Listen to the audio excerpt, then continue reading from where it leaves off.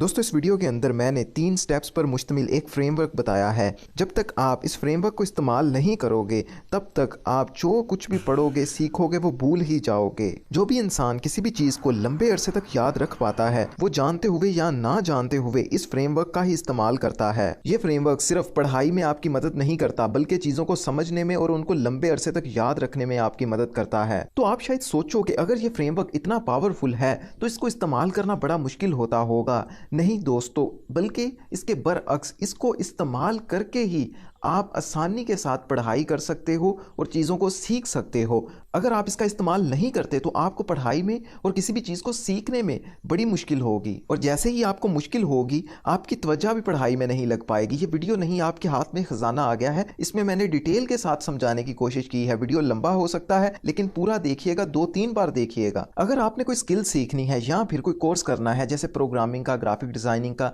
Accounting का, कोई भी कोर्स हो सकता है, उस सूरत में भी यही सिर्फ वो फ्रेमवर्क है जो आपको आसानी के साथ चीज़ों को लंबे अरसे तक याद रखने में, समझने में, सीखने में मदद कर सकता है।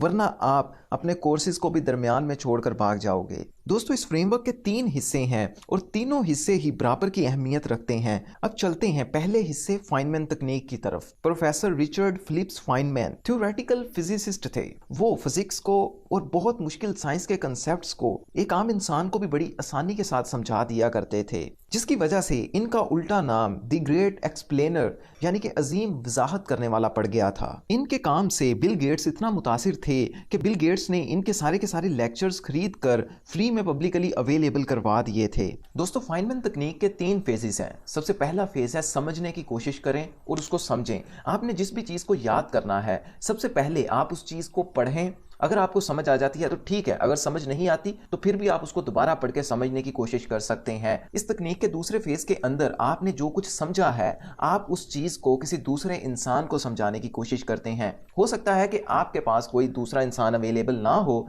उस सूरत में आप इमेजिन कर सकते हैं कि आप किसी दूसरे इंसान को समझा रहे हैं। जब आप समझाने की कोशिश करोगे तो पहले 1-2 बार आप सही तरह से समझा नहीं पाओगे, आप दरमियान में कहीं अटक जाओगे। तो आपने परेशान नहीं होना, दोबारा से समझाने की कोशिश करनी है, ऐसा आपके साथ होगा। अब फाइनमैन तकनीक का तीसरा फेज और सबसे इंपॉर्टेंट फेज, इस फेज के अंदर जो पहले आपने पढ़ा था, जो आपने समझाया था, उस चीज को किसी 10 साल के बच्चे के समझाने की कोशिश करनी है। उस चीज को इतने आसान अल्फाज के अंदर समझाने की कोशिश करनी है कि एक 10 साल का बच्चा, एक अनपढ़ इंसान, उसको भी समझ आ जाए कि क्या बात हो रही है। किसी भी मुश्किल अल्फाज का इस्तेमाल नहीं करना, अपने अल्फाजों को आसान रख के समझाना है। जब आप इस तरह समझाने की कोशिश करोगे तो हो सकता है कि आप इतने ज्यादा आसान अल्फाज के अंदर समझा ही ना पाओ, लेकिन जब आप 3-4 बार मुसलसल कोशिश करोगे तो आपको वो चीज खुद एकदम अच्छी तरह से समझ आ जाएगी और आप किसी 10 साल के बच्चे को भी वो चीज समझाने के काबिल हो जाओगे।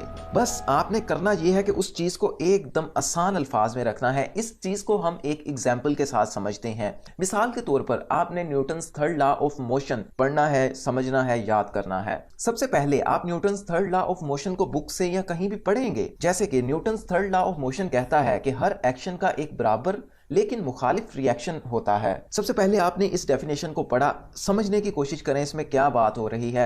हर एक्शन का एक रिएक्शन होता है, वो मुखालिफ सिमत में होता है, बराबर होता है। इस चीज़ को समझें पहले फेज के अंदर। अब चलते हैं दूसरे फेज के अंदर। इस फेज के अंदर जो आपने समझ लिया है इसे हमने समझाना है किसी दूसरे इंसान को। अब दूसरा इंसान अवेलेबल नहीं है तो हमने खुद ही इमेजिन करके किसी दूसरे को समझाने की कोशिश करनी है। जब आपने किसी दूसरे को समझाना है तो उस वक्त आप इस तरह समझाओगे कि अगर आप किसी दीवार पर फोर्स लगाओगे तो वो दीवार भी आप पर फोर्स लगाएगी। अब यहाँ पे फेज 2 कंप्लीट हो जाता है। आपने किसी दूसरे को समझा दिया और बगैर अटके हुए एकदम आसानी के साथ समझा दिया। अब सबसे मेन फेज 3 आ जाता है, जिसमें आपने सादा अल्फाज इस्तेमाल करने हैं कि एक बच्चे को भी समझ आ जाए। इसमें आप कैसे समझाओगे? अगर आप दीवार पर मुक्का मारोगे तो दीवार भी उतनी जोर से आपको मुक्का मारेगी। अब ये चीज एक बच्चे को भी समझ आ जाएगी, ये चीज एक अनपढ़ को भी समझ आ जाएगी, सबको समझ आ जाएगी। लेकिन इन सबसे हटके ये चीज अब मुकम्मल तौर पर आपको समझ आ जाएगी। दोस्तों अब हम चलते हैं अपने फ्रेमवर्क के दूसरे स्टेप की तरफ, फ्लैश कार्ड्स। दोस्तों साइंटिस्ट ने बहुत सारी रिसर्चेस की हैं जिसमें पाया गया है कि सबसे ज्यादा एफिशिएंट तरीके से अगर हम किसी चीज को याद कर सकते हैं या लंबे अरसे तक याद रख सकते हैं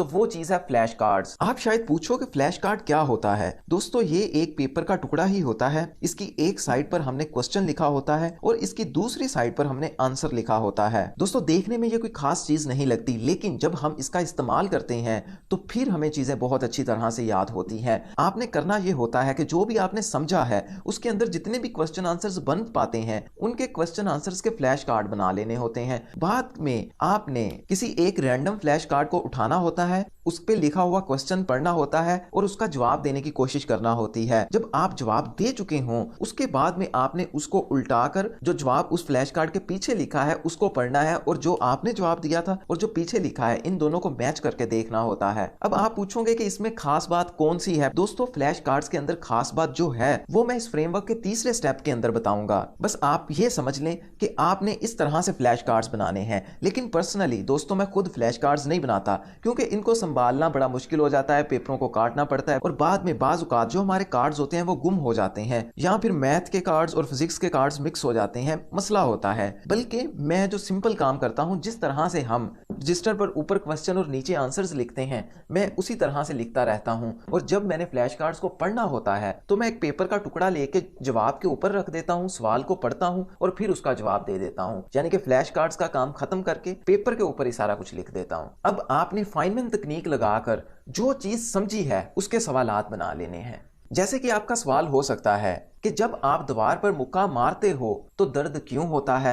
ऊपर आप ये सवाल लिखोगे, इसके नीचे अब आपने इसका जवाब लिखना है। जब आप दीवार पर मुक्का मारते हो तो दीवार भी उतनी ही जोर से आपको मुक्का मारती है। इसी तरह से इसके अंदर और भी जितने क्वेश्चंस हैं उनको निकाल लेना है। जैसे किसी एक्शन के बाद क्या होता है, इसी तरह से हम इसका जवाब लिख देंगे। एक्शन के बाद रिएक्शन होता है लेकिन रिएक्शन मुखालिफ सिमत में होता है। इस तरह से दोस्तों हमने क्वेश्चन आंसर्स बना के लिख देने हैं। ये क्वेश्चन आंसर आपने सिर्फ एक बार बनाने हैं अपनी जिंदगी में। बाद में इन क्वेश्चन आंसर्स से आपने रिवीजन करनी है। जब भी आपको भूलेगा तो आप इन क्वेश्चन आंसर से अपनी रिवीजन कर पाएंगे। इस चीज का आपने बिल्कुल खास ख्याल रखना है कि क्वेश्चन जो है वो बहुत बड़े ना हो। जैसे कि फिजिक्स के दूसरे चैप्टर में हमने क्या सीखा, ये एक ऐसा क्वेश्चन है जो आपको अपने फ्लैश कार्ड्स पर नहीं लिखना चाहिए क्योंकि उसके अंदर बहुत सारी चीजें हैं जो आपने सीखी हैं, बल्कि आपने उन चीजों का लिखना है कि फलां चीज क्या है, फलां चीज क्या है। और अपने सवालात को बहुत छोटा भी नहीं कर देना, बल्कि दरमियाने साइज के सवालात रखने हैं जिनका जवाब एक पैराग्राफ के अंदर या एक लाइन के अंदर दिया जा सकता हो। दोस्तों फ्लैश कार्ड्स बनाने के बाद हम चलते हैं अपने फ्रेमवर्क के तीसरे स्टेप की तरफ, active recall and spaced repetition. दोस्तों डॉक्टर डनलोस्की और जेफ कार्पिके ने 2 ग्रुप्स पर रिसर्च की थी। उन्होंने 2 ग्रुप्स को लिया, एक ग्रुप का नाम ग्रुप ए और एक का नाम ग्रुप बी था।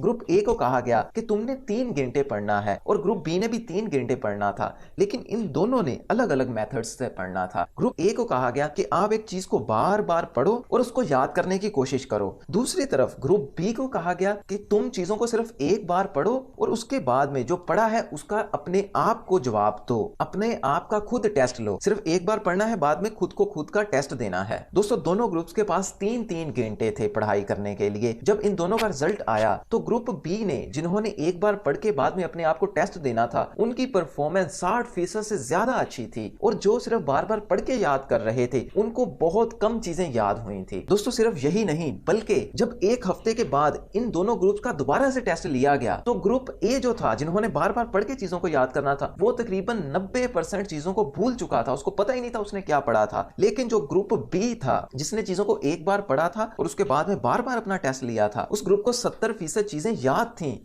दोस्तों यही नहीं, इसके बाद भी इन दोनों ग्रुप्स का एक और टेस्ट लिया गया। इसमें पता चलाया गया कि किस ग्रुप को चीजें ज्यादा अच्छे तरह से अंडरस्टैंड हुई हैं। तो तब भी बी ग्रुप की, अपने आप को टेस्ट देने वाले ग्रुप की अंडरस्टैंडिंग ग्रुप ए की निस्बत बहुत ज्यादा थी। इसीलिए दोस्तों आपने चीजों को सिर्फ एक बार पढ़ना है और उसके बाद में अपने आप का खुद ही टेस्ट लेना है, अपने आप से पूछना है कि मैंने क्या पढ़ा है। और दोस्तों इसी वजह से आपने फ्लैश कार्ड्स को इस्तेमाल करना है। फ्लैश कार्ड्स पर आपने क्वेश्चन एक बार लिख दिया, उसका जवाब एक बार लिख दिया। अब उसके बाद में आपने उस क्वेश्चन को देखना है और अपने आप का टेस्ट लेना है कि मैंने इसका जवाब क्या लिखा था। अब जब आप 2-3 बार अपना टेस्ट ले लोगे तो आपको वो चीज एकदम अच्छी तरह से याद हो जाएगी और ऐसी होगी कि वो भूलेगी कभी नहीं। लेकिन उसके बावजूद भी उस चीज का कुछ पार्ट आपको भूल जाएगा। ये सभी इंसानों के साथ होता है, भूलना हमारी फितरत है। यहां पे मैं आपको दिखा रहा हूं फॉरगेटिंग कर्व, यानी कि चीजें आपको किस तरह से भूलती हैं। जिस दिन आप पढ़ते हो, यानी कि ये 0 वाले दिन, उस दिन के 1 दिन के बाद आपको 20% चीजें भूल चुकी होती हैं। इसलिए आपने जिस चीज को आज पढ़ा है उसको कल लाजमी पढ़ना है और जब आप कल लाजमी पढ़ोगे तो फिर अगले 2 दिनों के बाद यानी तीसरे दिन चीजें आपको 20% भूल जाएंगी। तो फिर आपने उसकी रेपिटेशन करनी है, फिर आपने एक दफा अपने सवालात को उठाना है और उनके जवाब देने की कोशिश करनी है। फिर उसके बाद 6 दिनों के बाद आपको दोबारा से चीजें 20% भूल जाएंगी। अब छठे दिन दोबारा से आपने इनकी प्रैक्टिस कर लेनी है। ये जो प्रैक्टिस है ये फिर आपके कई महीनों तक चलेगी, कई आने वाले महीने आपको वो चीज बिल्कुल नहीं भूलेगी, लेकिन तब भी कुछ परसेंटेज आपको भूल जाएगी। उसका यही हल होगा कि जो आपने क्वेश्चन आंसर्स लिखे हैं सिर्फ उनके क्वेश्चंस देख के जवाब देने की कोशिश करें। जिस दिन आपका पेपर होगा तो आपने बुक नहीं पढ़नी, बल्कि यही क्वेश्चन आंसर्स आपने देखने और इनका जवाब देने की कोशिश करनी। आपकी रिवीजन मुकम्मल तौर पर 100% हो जाएगी, 100% चीजें आपके जहन में रह जाएंगी। इस चीज को एकदम याद रखिएगा कि आपने 1 दिन के बाद जो पढ़ा है उसका दोबारा से टेस्ट लेना है, 3 दिन के बाद दोबारा से टेस्ट लेना है और 6 दिन के बाद दोबारा से टेस्ट लेना है। इस टेस्ट लेने के बाद चीजें आपको लंबे अरसे तक याद तो हो चुकी हैं और ये टेस्ट लेना मुश्किल नहीं, आपको लग रहा होगा मुझे पता नहीं कितनी देर टेस्ट लेना पड़ेगा, 10 मिनट का काम होगा ये सिर्फ, क्योंकि क्वेश्चन लिखे होंगे, आंसर्स आपने देने और एक बार पढ़ने हैं। अगर कोई भी इंसान इस वीडियो के ये फार्मूले इस्तेमाल नहीं करता तो वो चीजों को कैसे लंबे अरसे तक याद रखेगा? ये साइंटिफिकली प्रूवन चीजें हैं। इस वीडियो को पीछे ले जाएं, दोबारा से शुरू करके देखें, अच्छी तरह से समझे मैंने जो समझाने की कोशिश की है। अपने छोटे बहन भाइयों के साथ इस वीडियो को शेयर करें और अपनी क्लास के अंदर जो आपके दूसरे स्टूडेंट्स हैं उनके साथ इस वीडियो को शेयर करें, ताकि चीजों को अच्छी तरह से समझ के पढ़ के लंबे अरसे तक याद रखा जा सके। मेरा नाम है दोस्तों हमजा जावेद, आप मेरी वीडियो देख रहे थे। मेरे यूट्यूब चैनल हमजा जावेद पे जाके आप मेरी बाकी वीडियोस को देख सकते हैं। कमेंट सेक्शन में जाके बताइएगा कि कौन से टॉपिक्स पे मैं आगे वीडियोस बनाऊं। अल्लाह हाफिज।